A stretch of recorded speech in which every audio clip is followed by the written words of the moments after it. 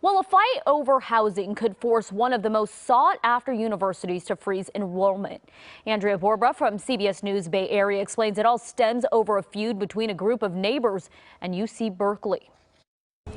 UC Berkeley applicants received this letter warning them that 3,000 spaces at the school might not be available this coming year. What we have here is a court ruling that's asking the university to treat enrollment increases as if it was a construction project.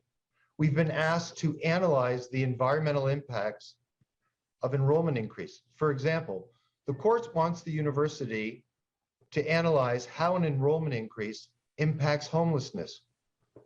That's never been done. There are no tools, there are no processes. The problem dates back to 2005. UC Berkeley submitted a long-range campus plan with projected enrollment numbers and studied the effect under CEQA, California's Environmental Quality Act. The actual levels of enrollment are much higher than the levels of enrollment that Berkeley anticipated in 2005 and studied. Neighbors like Phil Bacovey from Save Berkeley Neighborhood say that is illegal and got a court order to reduce enrollment levels this year to alleviate the housing crisis in Berkeley. A huge problem.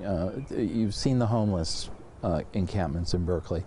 The judge found that the university's enrollment growth had really contributed to these problems with housing and displacement. And so our gripe is that the university should not be adding students unless they're also adding housing. The university says the ruling could drop acceptance rates to the school down to the single digits. Just because there aren't seats at Berkeley doesn't mean there aren't places for them at the other UC campuses. And other UC campuses have more ability to house students than Berkeley does.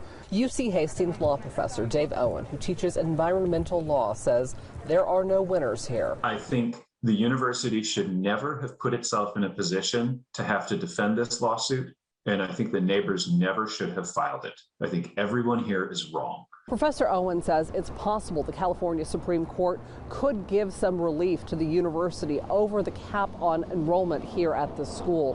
What exactly that number might be is unknown, and it all depends on whether or not the court takes up the case. Andrea Borba, KCAL 9 News.